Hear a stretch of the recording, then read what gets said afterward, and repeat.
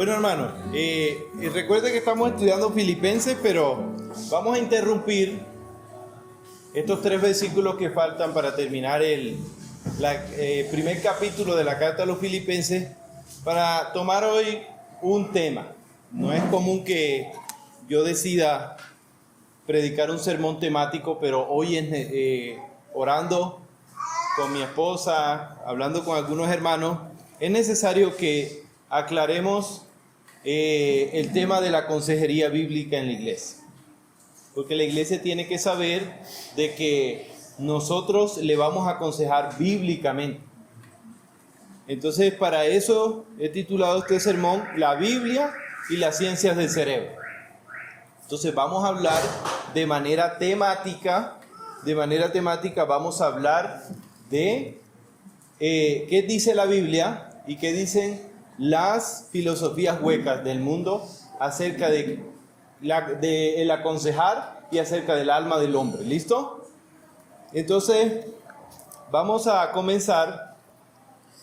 Primero que todo, mire, hermano, hace un tiempo salió un artículo en la revista Time.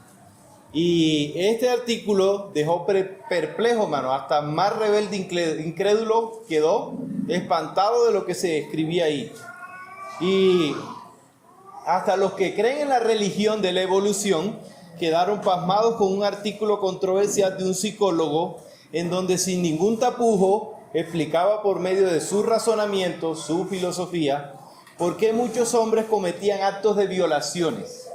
Y estoy hablando de violaciones sexuales constante, y por qué estos actos iban en crecimiento en nuestro vivir actual. Y bueno, hermano, como buen lector, como buen profesor de matemática, yo esperaba una explicación científica, yo esperaba una tabla, yo esperaba una investigación. Y al menos, hermano, esperaba una explicación racional de lo que él estaba planteando. Pero este psicólogo evolucionista dijo, y se los voy a decir literalmente, no deberíamos escandalizarnos con las violaciones sexuales de los hombres, ya que en sí son un instinto primitivo de la supervivencia racial. En palabras más, palabras menos, hermano, este hombre estaba justificando a los violadores de niños, a los violadores en cualquier tipo, y estaba justificando esta conducta dañina estaba justificándolo por medio de la religión de la evolución, de que nosotros tenemos este comportamiento porque lo hemos heredado de nuestros antepasados, de nuestros supuestos antepasados, los monos o los micos. Y inclusive llegaba más lejos, porque él decía que la infidelidad también debía verse como normal, porque era algo que hemos heredado de nuestros antepasados, y que como nuestros antepasados no tenían una pareja estable, entonces nosotros deberíamos aceptar eso también. Y cuando hablo de la religión de la evolución, se los digo con toda autoridad porque es una religión. Y cada uno de nosotros diría, está loco, está desquiciado, nadie le va a creer. Pero lo que fue un escándalo en principio, hermano, ha sido aceptado poco a poco. Y todas las perversidades que el hombre dice bajo una bandera llamada psicología moderna, está haciendo lo mismo. Primero se escucha como una perversidad, pero después va suavizándose y parece que termina en la normalidad en la iglesia. Hasta llegar a ser creído por muchos. Y los pensamientos de este perverso, porque no son ciencia, dieron las bases para la aprobación, están dando la base para la aprobación en algunos países de la pedofilia, necrofilia y la legalización de la poligamia en todos los tipos. La pregunta que se hicieron muchos fue, ¿qué criterio científico utilizó este hombre para llegar a semejante conclusión? Y la respuesta es ninguna, no dio ninguna razón científica. Solo dijo lo que él pensaba a manera perversa. Y todas estas filosofías huecas se basan en nociones supuestamente científicas que se oponen por completo a la visión bíblica de la naturaleza del hombre. Porque todas ellas se acogen a la visión supuesta del origen del Darwin, o sea, la evolución. Y están arraigadas en teorías anticristianas acerca del origen del ser humano y el origen del universo. Por esta razón es de esperarse que todos los principios bíblicos aquí se quieran borrar y son enemigos de estas personas. La evolución es la religión, hermano, la religión de los incrédulos. Y esta religión tiene un propósito fundamental hoy día. Y es eliminar por completo, la responsabilidad moral y ética del hombre hacia su creador. El hombre quiere sacar de todas las maneras a Dios de la ecuación para sentirse inocente. Pero el hombre es culpable y está en rebelión contra su creador. Y en última instancia es hacer que el hombre abandone toda esperanza de Dios y vea como natural su pecado. Esto es lo que tratan esta filosofía. Por eso la moralidad cristiana representa para el incrédulo todo lo que él quiere, aborrece y desea desaparecer. Y por eso este libro no es tolerado hoy en día en casi ninguna parte. Y esto, hermano, es lo que está viniendo a ser hoy en día como normal. Pero cómo uno se hace una pregunta, ¿cómo esto llegó o se está metiendo en la normalidad de la iglesia? Hermano, se está metiendo a través de una sopa que se llama psicología moderna. Y por eso, hoy vamos a estudiar quién tiene la autoridad, Dios o el hombre, la Biblia o la psicología. Leamos Génesis 1:1. Me encanta ese versículo. Génesis 1:1, no se va a perder, hermano. Génesis 1:1. En el principio creó Dios los cielos y la tierra. Mire, hermano, en una declaración sencilla, veraz, del origen de todo, Dios en un versículo da una respuesta sumamente sencilla a la pregunta más grande del universo y de la filosofía humana. ¿Quién creó? Dios. Es una sencilla declaración y es un fin al debate. Dios es el creador. Y es interesante porque nosotros los hombres nos aterramos de un computador, nos aterramos de ver todos los inventos que está haciendo el hombre. Y decimos, esto tiene un inventor, sabemos los nombres, los estudiamos, pero cuando decimos del hombre, de la naturaleza y de lo que es prácticamente inexplicable, decimos, no, es producto de la casualidad. Es totalmente irracional. Y miren lo que dice Génesis 1:26. 1:26. Ahí, en ese mismo capítulo de la creación. Entonces dijo Dios, hagamos al hombre a nuestra imagen, conforme a nuestra semejanza, y señoree en los peces de mar, en las aves de los cielos, en las bestias, en toda la tierra y en todo animal que se arrastra sobre la tierra. Ya Dios había creado los animales, ahora quiere poner un administrador de todo. Y Dios crea al hombre. Y esta es la misma, hermano, de una manera sencilla, de una manera veraz. Dios dice, yo soy tu creador. Y de allí debe partir el estudio verdadero de los hombres. Y no lo puedo leer, pero miren, en el capítulo 3 y en el capítulo 4 de Génesis, son los capítulos que narran algo terrible, que es la caída y el origen del pecado y del hombre. Y en el capítulo 4 comienzan las terribles consecuencias, desde la muerte de Caín y Abel. Y estos tres acontecimientos, la creación del hombre, la caída del hombre en pecado, deben establecer en un cristiano el fundamento necesario y correcto de ver el mundo. Y todo lo que enseñan las Escrituras en estos tres capítulos, hermanos, acerca de nuestros orígenes, de nuestra caída, y nos van a dar una visión correcta de la conducta mía y de la del mundo. ¿De dónde debo yo partir para comenzar a estudiar la conducta del hombre? En la Biblia. Es en la palabra del Señor. Y es Dios quien ha revelado su palabra, que Él es nuestro creador. Por tanto, es nuestra máxima autoridad. Miren, aquí tengo al hermano José. El hermano José es mecánico. Andrés también practica eso algunas veces. Pero no es lo mismo, hermano, que me arregle el carro un mecánico que me lo arregle su inventor. No es lo mismo que me arregle los electrodomésticos un mecánico que su inventor. Porque él sabe para qué fue puesta cada pieza, para qué fue puesta cada cosa. Él sabe para cuál es su propósito.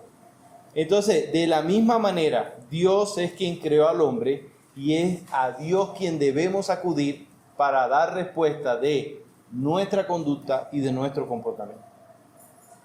No hay otro donde debamos acudir. No debemos buscar respuestas en filosofías humanas como la psicología moderna. La psicología moderna, hermano, y aquí sí quiero que esto le quede claro. La psicología moderna, hermano, no es una ciencia.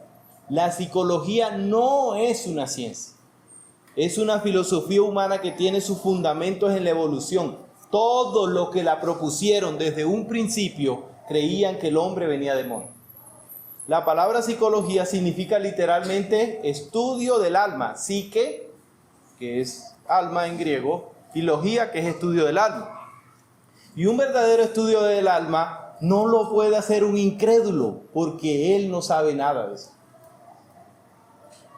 Después de todo, solo los cristianos cuentan con el recurso necesario para saber cómo estudiar la naturaleza del hombre, y ese recurso se los voy a mostrar. Es la Escritura. Y yo no puedo, hermano, pretender de que yo voy a saber cómo se comporta el hombre, dar una explicación sin ir a su creador.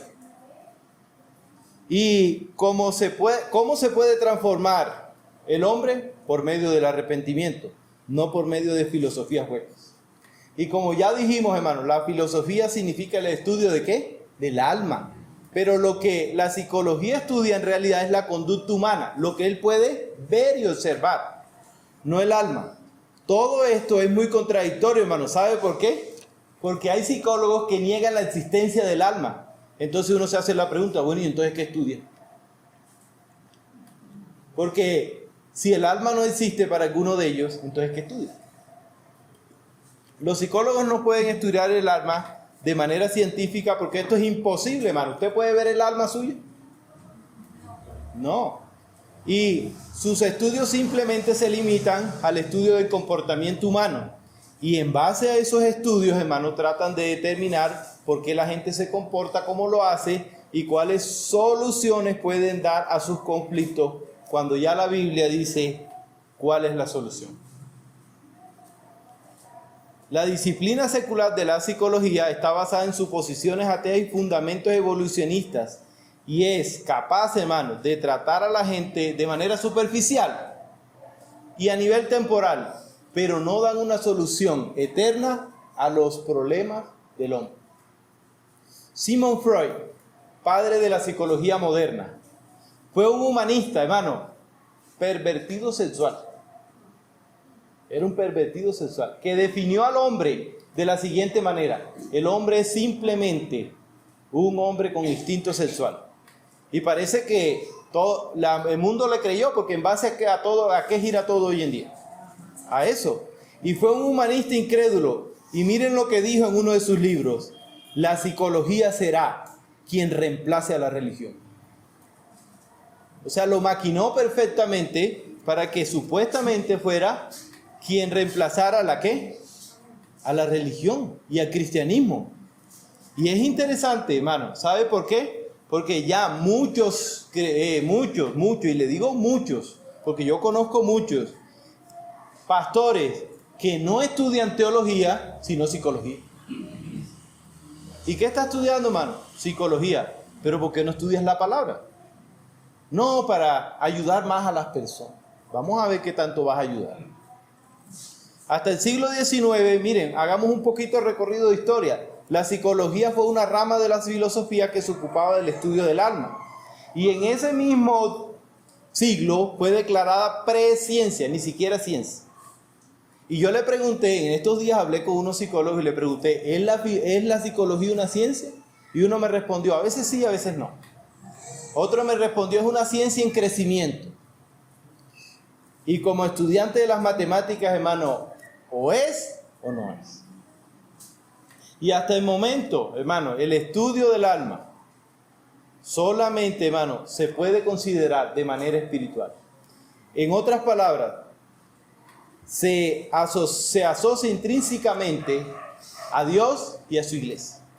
Yo no puedo hacer un estudio del alma sin estudiar primero a mi Creador. Pero esto, hermano, esto de que la psicología ya no es una ciencia, esto de que es una presciencia, cambió. ¿Y cómo cambió? Por la contribución de estos hombres modernos. Y, hermano, estos hombres trataron de definir lo que es el alma y la conducta humana en términos seculares que van totalmente en contra de las Escrituras. Y estos principios, hermanos, los principales, yo se los voy a leer hoy, para que usted sepa cuáles son. ¿Qué fue lo primero que dicta la psicología moderna? Y miren lo primero, la naturaleza del hombre es básicamente buena. El hombre nace bueno y la sociedad lo corrompe. Pero vamos a ver qué dice Romanos 3:10. ¿Quién me puede leer Romanos 3, de 10 a 12?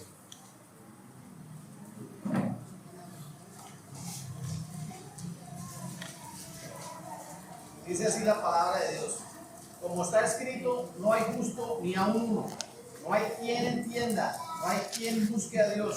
Todos se desviaron, a una se hicieron inútiles. No hay quien haga lo bueno, no hay ni siquiera uno. Mire, ¿cuántos hay que hagan lo bueno? Ni uno.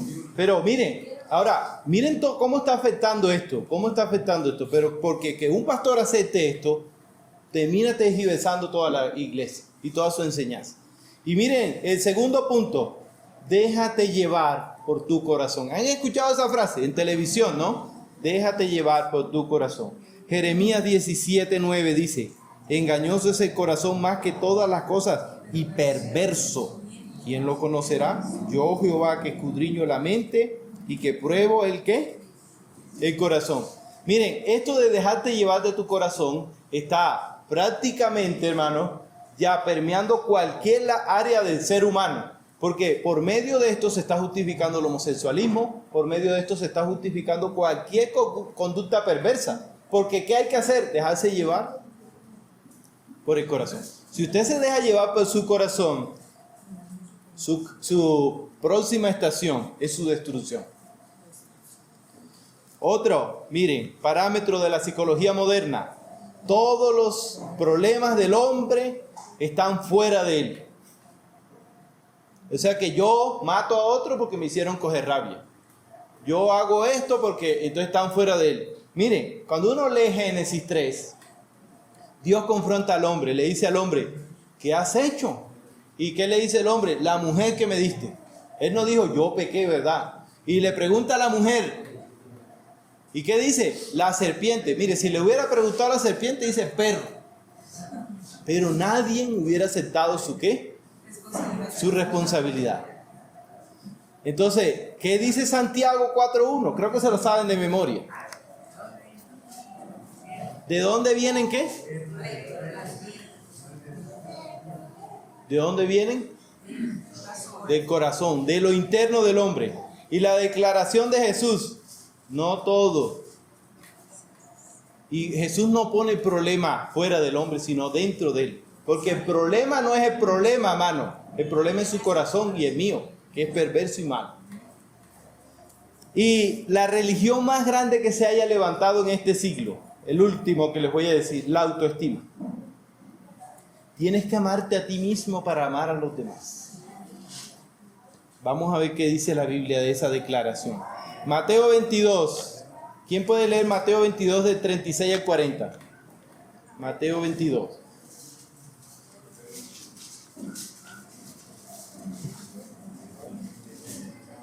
Mateo 22. Maestro, ¿cuál es el gran mandamiento en la ley? Jesús le dijo, amarás al Señor Dios con todo tu corazón y con toda tu alma y con toda tu mente.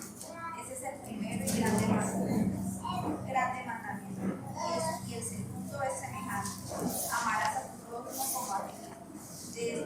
mandamientos depende toda la ley. Gracias, Sol. Y miren, el problema del hombre no está en amarse a sí mismo. El problema del hombre está en amar a los demás. Eso es lo que está diciendo la Biblia. Es más, mire, hay un mandamiento que Dios da a los hombres.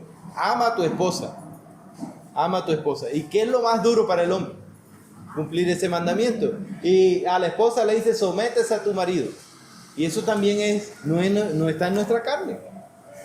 Entonces, el problema del hombre no es amarse a sí mismo. El problema es estar amarse ¿a qué? A los demás. Y todo esto, hermano, ha surgido de un potaje, de un sancocho llamado psicología.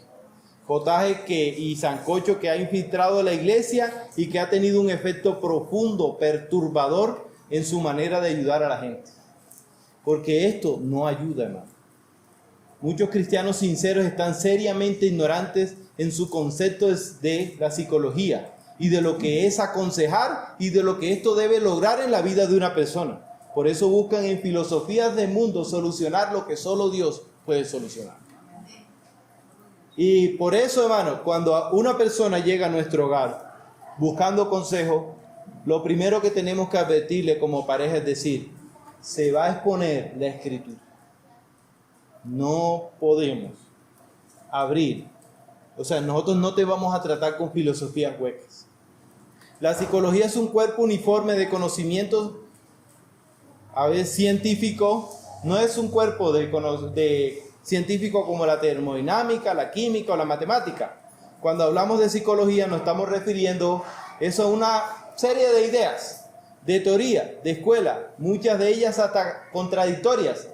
Por eso es que hay psicólogos, por lo menos si yo pongo aquí un problema, un niño que tiene un problema de rebeldía y pongo 10 psicólogos, 10 me van a dar 10 versiones diferentes de cómo debe tratarse ese niño. La Biblia da una sola, agarre la vara y dele. Si la vara, hermano, volviera loco, yo estuviera en San Camilo. Les digo. Mire, la psicología ni siquiera tiene un concepto unánime del hombre. ¿Por qué? Porque se define de acuerdo a las escuelas. Uno lee de una persona, lee de otra persona, y todos definen al hombre de manera diferente. Y no es capaz, hermano, ni siquiera de dar un concepto unánime de lo que es el hombre. Ni siquiera ha probado ser capaz, con eficacia, la mente humana. Miren, un famoso periodista, Karl Kraus, es famoso, él es vienés. Después de estar en un simposio de psicología, dijo lo siguiente, y no es cristiano, es incrédulo, impío. Pese a su engañosa terminología, la psicología no es una ciencia, sino una religión. La fe de una generación incapaz. Fin de la cita. Esto dijo un impío después de entrar a un simposio de psicología. Pareciera que los psicólogos modernos, terminó diciendo, se dedicaran solo a vender curas aparentes a un alto precio y a inventar enfermedades que necesitan sus curas. Fin de la cita. Y lo está diciendo alguien que no conoce al Señor. Miren, ya las personas, hermano, ahora, ¿qué está haciendo la psicología moderna? Y esto quiero que lo escuche bien. Está llamando al pecado enfermedad. Y miren lo que dice, ya las personas no son ladronas, sino cleptómanos. Ya no son inmorales, sino adictos al sexo. Ya no son violadores, sino que tienen un comportamiento de sus antepasados. Ya no son infieles, sino que tienen un instinto de perseverancia de la raza y muchas cosas más. Y da risa, pero esa es la realidad, y esa es la realidad que se está metiendo en la iglesia. Y es una realidad, hermano, que nosotros tenemos que analizar. Porque, como les decía, lo que era una perversidad, hoy en día está siendo tomada como ¿qué? Como algo natural. Y es complejo. Imagínense usted explicándole a su esposa que le fue infiel porque tiene un comportamiento de sus antepasados. Lo van a sacar es a palo. Así se convierte uno en chiste y macabro. Sí, y miren, pero ¿qué necesitan las personas en realidad, hermano? Una terapia psicológica tratar un pecado como una enfermedad o necesitan arrepentirse para tratar este pecado bíblicamente? ¿Qué más tenemos que inventar, hermano, para reconocer que estamos en contra de nuestro Creador? ¿Qué más tenemos que inventar? Y la Escritura es el único manual confiable y verdadero de un estudio correcto del alma, pues fue Dios quien lo inspiró. Pero les voy a aclarar algo. Les voy a aclarar algo para que todo quede como bien claro. Dios ha dado conocimiento a los médicos. Y estos conocimientos son una bendición cuando son verdaderamente ciencia. Nosotros enviamos al médico a una persona que se partió la pierna. O sea, alguien se partió la pierna, usted no va a orar por él y a darle consejo. No, usted lo lleva. Cuando hablamos de problemas de riñones, de presión arterial u otros males físicos, cuando estamos hablando de lo que, de lo físico, pero cuando estamos hablando del alma, hay que ir al Creador, porque esto es verdaderamente lo correcto. Pero tratar con el alma humana es diferente, man. Tratar con el alma humana requiere un confrontamiento con el pecado y requiere un confrontamiento precisamente con su Creador. Y esto lo quieren evadir las personas a todo dar. Miren lo que dice Hebreos 4:12. Yo creo que muchos se lo saben. Porque Y la palabra de Dios es viva y eficaz, más cortante que toda espada de dos filos, y penetra hasta partir el alma y los huesos. Muy bien, son estudiosos los hermanos. Muy bien. Es la palabra de Dios la que puede penetrar y cambiar la conducta del hombre. Y mi punto aquí no es que la psicología no tenga ninguna clase de utilidad, man. No vaya a decir diciendo, no, ya el pastor dijo que los psicólogos, no. Sino que su utilidad es limitada y sus observaciones limitadas también. Pero hay áreas, hermano, donde es una bendición la psicología. Por lo menos yo como profesor sé que es una bendición el tema de la educación. Hablando de los problemas de aprendizaje que pueden superar muchas personas con la ayuda de la psicología. Pero nuestro foco de atención aquí es el uso de la psicología para tratar con problemas tales como la ansiedad, la ira, el enojo, la depresión, la amargura, el descontento, los problemas matrimoniales, los hábitos pecaminosos. Para lidiar con estas dificultades, la psicología no tiene ninguna solución que ofrecer y ninguna autoridad. Ninguna. Hace unos días, con mucha tristeza, recibí un comentario de unos hermanos que se reunieron los ancianos. Un matrimonio tenía problemas y lo que hicieron fue que los llevaron al psicólogo y le pagaron la terapia. Y es increíble. Entonces, ¿para qué Dios los puso allí? Y la psicología pretende cambiar el arrepentimiento por las terapias, donde los pecados habituales son llamados adicciones o conductas compulsivas, de las cuales el individuo parece que no es responsable. ¿Y qué aprendíamos con el hermano Andrés esta mañana? ¿Que somos qué? Responsables. No podemos llamar enfermedad, hermano. No se puede a lo que la Biblia llama pecado. No lo podemos hacer. No podemos llamar, hermano, a lo que la Biblia llama aberración, algo normal. No podemos pretender llevar al hombre a un cambio de conducta externa sin llevarlo al arrepentimiento. Porque el problema no se halla externamente. El problema lo anda llevando usted y yo en los dos pies. Nuestra naturaleza humana. Y en conclusión, para terminar, me he demorado en la introducción. Como podemos ver, la psicología estudia los problemas del hombre desde una perspectiva completamente distinta a la perspectiva bíblica. Por lo tanto, no puede ni podrá haber una relación satisfactoria entre la psicología y la Biblia. No existe tal cosa como yo voy a meter un poquito de aquí y un poquito de acá y le voy a ayudar a las personas. No, usted quiere ayudar a las personas, estudia consejería bíblica. Y estudiar consejería bíblica requiere estudiar este libro. ¿Es fácil estudiar consejería bíblica, hermana Marta? Difícil. ¿Por qué? Porque requiere un conocimiento de la Escritura de principio a fin. ¿A quién debe acudir entonces un cristiano con un problema matrimonial. ¿A quién debe acudir un cristiano con un problema de un pecado? Y a sus pastores cuando lo necesita. La Escritura declara que una verdadera transformación del ser humano se va a llevar a cabo cuando esa persona se arrepienta y la gracia de Dios lo lleve a ese arrepentimiento y ese arrepentimiento produzca frutos de arrepentimiento. Nosotros no cambiamos a nadie, hermano. Ese es trabajo de redentor. Miren, por lo menos yo les digo que yo estoy apurado conmigo mismo. ¿Por qué? Porque es mi naturaleza, tengo una lucha. Pero si yo no voy a la Escritura, si yo no voy a lo que dice Dios, esta lucha va a ser más dura. Y por eso vamos a leer 2 de Timoteo 3:16. Vamos a estudiar solo ese 16 y 17. Para estudiar los dos de una vez. Dice la palabra del Señor: toda la Escritura es inspirada por Dios y útil para enseñar, para redarguir, para corregir, para instruir en justicia, a fin de que el hombre de Dios sea perfecto, enteramente preparado para toda buena obra. Pero miren, el hermano Pipo nos leyó todo el capítulo. Y todo este capítulo, este capítulo comienza primero con una advertencia. ¿Cuál es la advertencia? También debes saber esto. El carácter de los hombres de este siglo. ¿Y cómo iban a ser? Miren, la lista es ingrato, desobediente. ¿Y qué es lo que estamos viendo hoy? Y miren, dice el 5, que tendrán apariencia de piedad, pero negarán la eficacia de ella. Y a esto evita. Y eso, hermano, es precisamente lo que está haciendo la psicología moderna.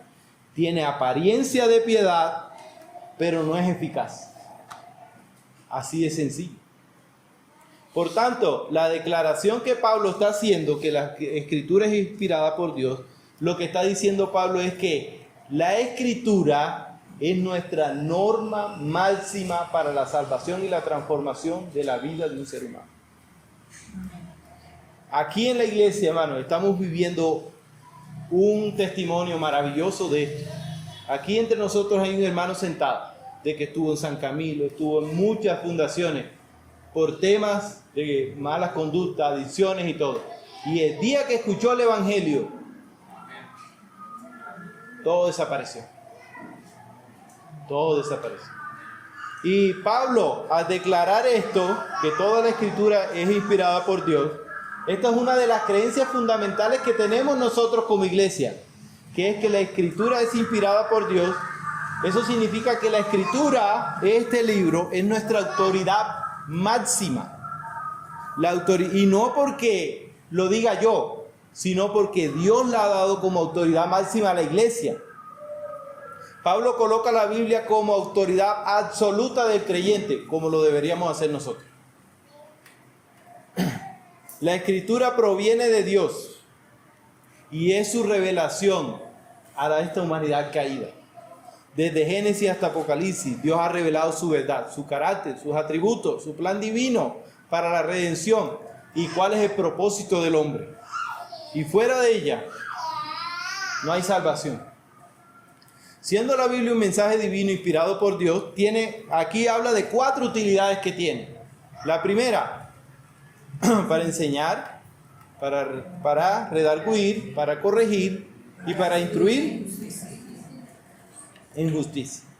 La palabra útil aquí significa de que tiene ideas beneficiosas, productivas, suficientes. No se debe buscar en otro lugar. Es lo que está diciendo. Y es interesante que la primera palabra que está ahí, enseñar, en el original no dice enseñar, dice enseñanza, pero se puede traducir como verbo también. Pero la Biblia es un instrumento para usarse en la transformación de la vida del hombre. Es el único instrumento que puede transformar ¿a qué? Al hombre. Por eso dice que la fe viene por el oír y el oír la palabra de Dios. Es el único elemento válido para impartir conocimiento y transformación a la vida del hombre. Escuche eso, el único. Pues no se está hablando de un proceso, sino que se está hablando de su contenido. La palabra de Dios tiene autoridad no porque la diga yo, sino porque es la palabra de Dios. Y es interesante que Pablo nos diga que precisamente es nuestra máxima autoridad porque él la tenía así. Y miren lo que pasa. Es interesante, hermano, porque él está señalando qué hace la palabra de Dios. Y vamos a ver que esto es un proceso de transformación que tal vez muchos de nosotros lo hemos vivido. La palabra de Dios nos lleva y nos conducirá a la verdad. Pero lo que no es la palabra de Dios, lo que a veces combinan con la palabra de Dios, lo que nos lleva al debilitamiento espiritual y al legalismo. Porque estos son filosofías huecas. Por eso hay muchas personas que a veces vienen a mí, hermano, mire, yo para ser cristiano tengo que ser esto, una cantidad de normas.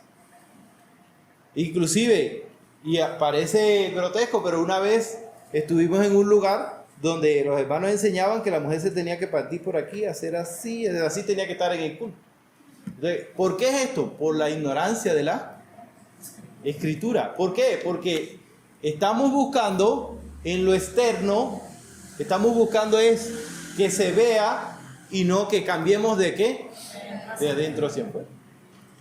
Pero esto es totalmente ineficaz contra los apetitos de la carne, porque la enseñanza, si no es de la Biblia, es carne en sí misma. Y cuando se habla de enseñar, se habla de una persona que va a escuchar y va a transformar su vida. Y miren la segunda, redarguir. Redarguir conlleva la idea de presentar para convencer de mal comportamiento o de falsa doctrina. La Escritura redarguir al creyente lo capacita con el conocimiento y el entendimiento de la verdad divina. Y esto es lo que verdaderamente transforma a una persona. Y miren de esta palabra redarguir, ¿qué expone en el ser humano? La falsedad, el pecado, la creencia errada, el mal comportamiento y su conducta impía. ¿Qué hace la Biblia? Lo deja ¿qué? A la luz de uno mismo. Y ahí es donde viene la conversión. ¿Qué estoy haciendo con mi vida? Y las Escrituras tienen el ministerio de derrumbar y destruir lo que es pecaminoso y falso. Y tienen la propiedad de que destruye, pero también edifica. Las Escrituras son la plomada divina mediante la cual se verifica todo pensamiento. Y esto, hermano, es una bendición. Y eso se cumple cuando una persona es redarguida. La palabra nos enseña y esa palabra ¿qué hace? Nos redarguye. ¿Pero se queda Dios ahí? No. Ahora viene corregir. Y aquí es donde la Biblia es totalmente diferente a toda filosofía hueca. ¿Por qué? Porque esta palabra solo es usada en el Nuevo Testamento aquí. Y corregir, hermano, tiene un sinónimo de arrepentimiento. Es un sinónimo de apartarme de esa conducta errada. ¿Por qué una persona que practica cierto pecado no puede dejar esa conducta? Porque no se ha arrepentido. ¿Por qué una persona que es adicta a la droga no puede dejar la droga? Porque no se arrepiente. ¿Y necesita ayuda? Sí. Pero yo mismo lo he comprobado, que quien no conoce el Evangelio no va a salir de allí. En la literatura griega, esta palabra, corregir, se usaba para arreglar un objeto caído o volverlo a la normalidad. Entonces, por implicación, debemos decir que solo puede corregir su camino quien ha sido enseñado y redarguido por las Escrituras. Esa es la única persona que va a cambiar.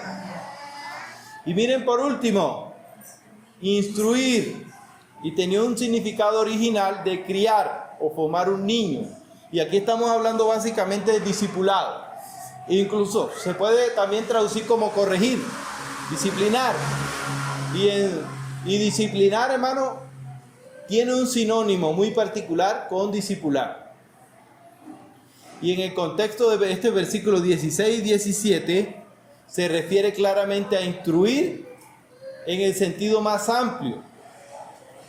No está hablando de que simplemente lo instruyo para algunas cosas, no. Porque el propósito de que el hombre sea instruido es que sea enteramente preparado para toda buena obra. Y está dirigiendo, hermano, a una idea de edificación. Dios primero quita todo y después comienza, ¿qué? A edificar. Y no importa cuán profunda pueda ser nuestra comprensión de las Escrituras, hermano. Así tenga usted 50 años en el Evangelio, si la Escritura si usted es un verdadero creyente, tiene que decir como dijo el siervo en el Salmo 42:1. Como el siervo brama por las corrientes, así clama por ti el alma. Las Escrituras son la provisión de Dios para toda verdad espiritual y principio moral que los hombres necesitan para ser salvos. Y es interesante porque el propósito de Dios es la salvación, pero el propósito de las filosofías huecas es la hipocresía. ¿Por qué? Porque prometen un cambio solamente ¿qué? Externo. ¿Y cómo se llama eso? Hipocresía. Un mensaje que ofrece alivio psicológico, pero no requiere arrepentimiento de los pecados y confesión del señorío de Cristo, es una filosofía hueca de los hombres que solo te llevará a la perdición. Escuche eso, se lo voy a leer otra vez. Un mensaje que ofrece alivio psicológico, pero no requiere de arrepentimiento de los pecados y de confesión del señorío de Cristo, es una filosofía hueca de los hombres que solo te llevará a la perdición. Estando en Bogotá, nosotros repartíamos pan y chocolate a los indigentes. Y a veces nos quedábamos con la palabra en la boca, Cristo te ama. Y una vez nos dimos cuenta de que estábamos haciendo mal. Y solo después dábamos chocolate y pan a los que se acercaban y les predicábamos el Evangelio. Y ahí se convirtió una persona al Evangelio. Y ahí Dios transformó la vida de una persona. Pero a veces hacemos cosas que pensamos con que simplemente decirle Dios te ama. Pero no es así. Y hermano, otra vez vamos a la pregunta. ¿Quién tiene la autoridad? ¿Dios o los hombres? ¿La psicología o la Biblia? Miren Juan 16:8 dice, cuando venga, está hablando del Espíritu Santo, ¿de qué convencerá al mundo? Pecado, de justicia y de juicio. La iglesia debe volver a la verdadera tarea a la cual hemos olvidado, hermano, y a la cual hemos sido llamados, a evangelizar a los perdidos. Solo cuando multitudes de individuos en nuestra sociedad se vuelvan a Cristo, la sociedad misma experimentará una transformación significativa. Mientras que confíe en las filosofías humanas, es una pérdida de tiempo. Para terminar, tengo unos familiares a los cuales amo mucho. Y él le fue infiel a su esposa después de más de 20 años de matrimonio. Y se les propuso una consejería bíblica. Ella la aceptó y él la rechazó. Él fue a la psicóloga, ella fue a la consejería bíblica. Hoy día, ella es una buena cristiana y tiene su vida en paz con Dios, y él sigue en su pecado. Porque la psicóloga le dijo, tal vez te casaste muy joven y debes disfrutar tu vida. Y ahí está la diferencia, hermano, del mundo, y está la diferencia de lo que la Biblia enseña.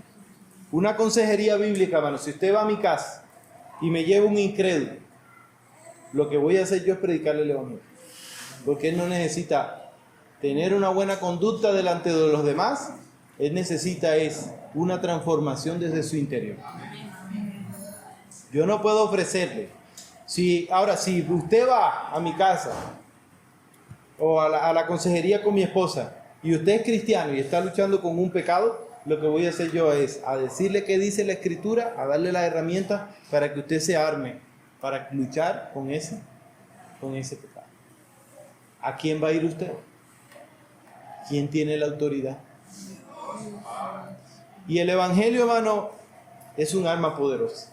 Es tan poderosa que cuando esas personas en Bogotá se dieron cuenta que nosotros predicábamos y la gente cambiaba y se iba de ese lugar, nos prohibieron predicar. Dijeron, pueden entregarle pan y chocolate, pero no hablen de eso. Porque saben que la Biblia es para transformación. Porque el Evangelio es poder de Dios. Y no poder de los hombres. ¿Es poder de qué? De Dios para salvación. Así que, hermano, sea cual sea tu problema, sea cual sea tu adicción, si no vienes a Cristo y te arrepientes, es tiempo perdido. Es tiempo perdido. Y no vas a cambiar jamás tu conducta externa si no cambia tu corazón. Si no cambia, no, si no es transformado por el poder del Espíritu Santo. Así que si no tienes a Cristo, no tienes nada. Y es doloroso eso. Y le vuelvo a decir, hermano, si no tienes a Cristo. Corrie ten Boom dijo después de salir de Auschwitz, después del holocausto nazi, con sus solo huesos y piel, después de ver morir a su papá y ver a su hermana morir, dijo lo siguiente: no sabrás que Cristo es lo único que necesitas hasta que Cristo sea lo único que te quede. Ojalá no lleguemos allí. Señor, yo te doy gloria y honra a ti, porque solo tú, oh Dios, te lo mereces. Señor, ayúdanos, Señor, a ir a ti cuando debemos hacerlo y no ir a las filosofías huecas del mundo. Ayúdanos a saber, Señor, de que la lucha con nuestro pecado solo la podremos llevar contigo y no con las filosofías del mundo.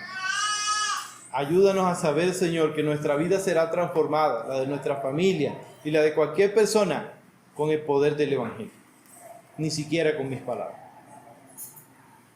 Señor, ayúdanos, Señor, como iglesia, Señor, a tener la convicción y a tener las personas también idóneas para que capaciten y también aconsejen a tu iglesia. Te lo pedimos en el nombre de Jesús.